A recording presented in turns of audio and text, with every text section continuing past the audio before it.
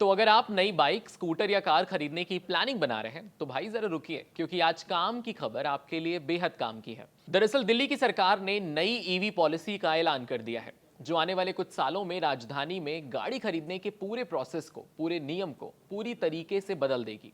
अब सवाल यह है कि क्या हम आने वाले सालों में दिल्ली में पेट्रोल बाइक नहीं खरीद पाएंगे? क्या इसकी जगह हाइब्रिड कार सस्ती होंगी? और क्या दिल्ली में सिर्फ ईवी व्हीकल्स चलेंगे? और सबसे अहम सवाल यह है कि क्या इसे खरीदने पर छूट मिलेगी? और पुरानी गाड़ी स्क्रैप कराने पर क्या फायदा होगा? आइए आसान भाषा में पूरी पॉलिसी समझते हैं। दिल्ली सरकार की नई ईवी पॉलिसी 1 जुलाई 2026 से लागू होगी। सीएम रेखा गुप्ता के मुताबिक इसका मकसद दिल्ली में बढ़ते वायु प्रदूषण को कम करना है, इलेक्ट्रिक वाहनों को बढ़ावा देना है और राजधानी को भविष्य के लिए तैयार करना है। सरकार इस पूरी योजना पर करीब 15,000 करोड़ रुपए खर्च करेगी। इस राशि का इस्तेमाल लोगों को इंसेंटिव देने के लिए, चार्जिंग इंफ्रास्ट्रक्चर मजबूत करने के लिए और इलेक्ट्रिक मोबिलिटी को बढ़ावा देने के लिए किया जाएगा।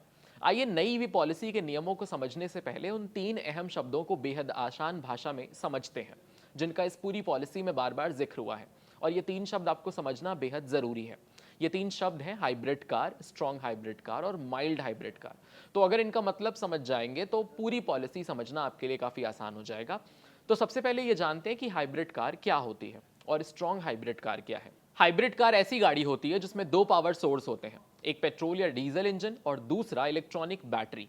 ये दोनों मिलकर गाड़ी को चलाते हैं। इसका मकसद फ्यूल की खपत को, उसके कंजम्पशन को कम करना है, बेहतर माइलेज देना है। एक चीज ये समझ लीजिए कि हाइब्रिड कार को चार्जिंग स्टेशन से चार्ज करने की जरूरत नहीं होती है। स्ट्रॉन्ग हाइब्रिड कार या फुल हाइब्रिड में पेट्रोल इंजन के साथ एक इलेक्ट्रॉनिक मोटर और बैटरी होती है। इसकी सबसे बड़ी खासियत यह है कि ये कम स्पीड पर और छोटी डिस्टेंस तक सिर्फ बिजली के दम पर चल सकती है, यानी कई बार इंजन चालू करने की जरूरत ही नहीं पड़ती। सबसे बड़ा सवाल यह था कि क्या हाइब्रिड कार्स को भी इस बार टैक्स में राहत मिलेगी? तो जवाब है नहीं, क्योंकि जैसा आपको पता है कि शुरुआती ड्राफ्ट में स्ट्रॉन्ग हाइब्रिड कार्स पर 50% रोड टैक्स और रजिस्ट्रेशन फीस में छूट देने का प्रस्ताव था, लेकिन एट लास्ट ईवी पॉलिसी में इसे पूरी तरह हटा दिया गया है। यानी अब दिल्ली सरकार केवल प्योर इलेक्ट्रिक व्हीकल्स को ही बढ़ावा देगी। अगर आप हाइब्रिड कार खरीदने की योजना बना रहे हैं तो इस पॉलिसी के तहत आपको कोई विशेष टैक्स छूट नहीं मिलेगी। वहीं अगर आप प्योर इलेक्ट्रिक कार खरीदते हैं और उसकी एक्स शोरूम कीमत 30 लाख रुपए तक है तो आपको 100% का रोड टैक्स और रजिस्ट्रेशन फीस से छुटकारा मिलेगा। यानी गाड़ी खरीदते समय अच्छी खासी बचत हो सकती है। हालांकि सरकार ने एक शर्त भी रखी है कि इस योजना के तहत खरीदी गई ईवी को 3 साल तक किसी दूसरे राज्य में ना तो बेचा जा सकेगा और ना ही वहां रजिस्टर कराया जा सकेगा। अब बात उस फैसले की जिसने सबसे ज्यादा चर्चा बटोरी है। क्या 2028 के बाद दिल्ली में पेट्रोल बाइक या स्कूटर नहीं खरीदा जा सकेगा? इसका जवाब है कि नई खरीद के मामले में यह बात एकदम सही है। सरकार ने साफ कर दिया है कि 1 अप्रैल 2028 से दिल्ली में केवल इलेक्ट्रिक 2 व्हीलर्स का ही नया रजिस्ट्रेशन होगा। यानी इस तारीख के बाद नई पेट्रोल या डीजल बाइक और स्कूटर का रजिस्ट्रेशन नहीं होगा। हालांकि जो पेट्रोल बाइक पहले से लोगों के पास है वो पहले की तरह चलती रहेंगी।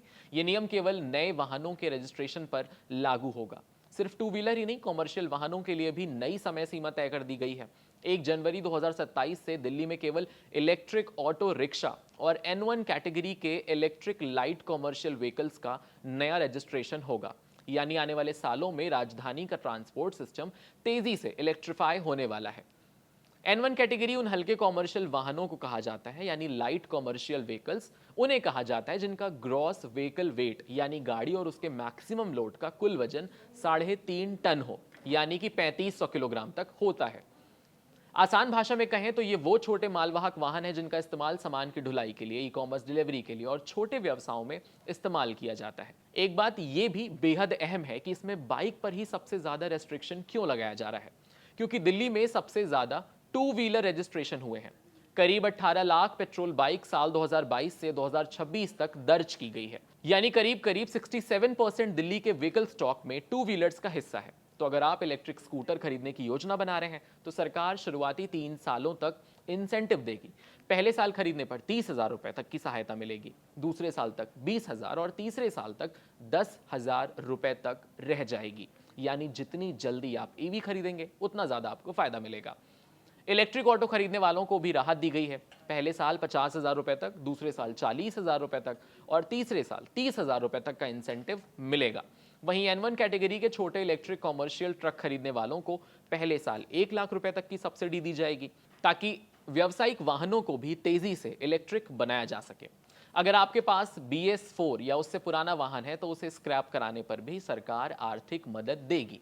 पुराने 2 व्हीलर पर 10,000 रुपए, 3 व्हीलर पर 25,000 रुपए और N1 ट्रक पर 50,000 रुपए तक का स्क्रैपिंग इंसेंटिव मिलेगा। BS4 यानी भारत स्टेज 4 भारत का पुराना पॉल्यूशन कंट्रोल स्टैंडर्ड है। साल 2020 में देश में BS4 लागू हो चुका है।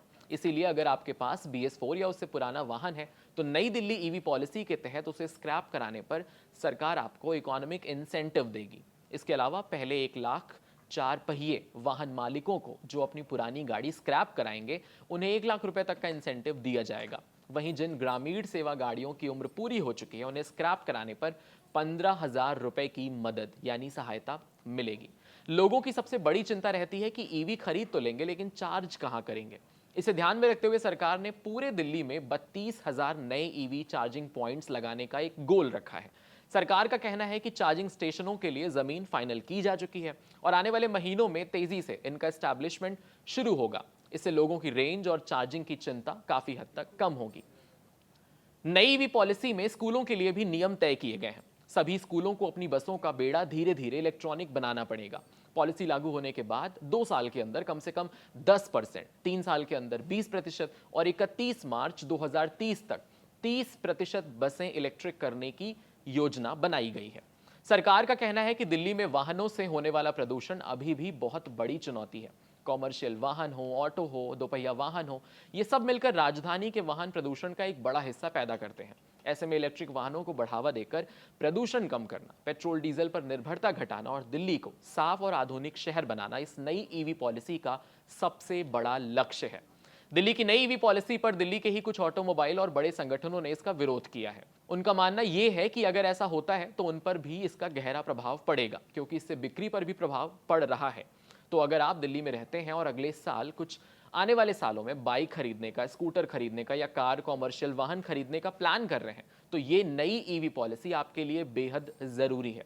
याद रखिए, हाइब्रिड कार पर कोई टैक्स छूट नहीं मिलेगी, जबकि प्योर इलेक्ट्रिक व्हीकल्स पर रोड टैक्स और रजिस्ट्रेशन फीस में पूरी राहत मिलेगी। 1 अप्रैल 2028 के बाद नई पेट्रोल बाइक और स्कूटर का रजिस्ट्रेशन बंद हो जाएगा। वहीं ईवी खरीदने और पुराने वाहन स्क्रैप कराने पर सरकार अलग अलग इंसेंटिव दे रही है। इसीलिए वाहन खरीदने का फैसला करने से पहले इस नई ईवी पॉलिसी को समझना और उसके हिसाब से अपनी योजना बनाना आपके लिए फायदे का सौदा साबित हो सकता है। इस खबर पर आप क्या सोचते हैं, कमेंट सेक्शन में हमें जरूर बताइएगा। आपके साथ मैं हूं वात्सल्य सारथी कसौदन, कैमरे के पीछे मेरे साथ थे मोहम्मद अली। ऐसे ही अमेजिंग एक्सप्लेनर्स देखने के लिए कड़क के यूट्यूब चैनल को सब्सक्राइब करिए, फॉलो करिए हमारे इंस्टाग्राम को और देखते रहिए कड़क, जहां हर दिन आपको मिलेगी डेली कोई ना कोई नई और अच्छी काम की खबर।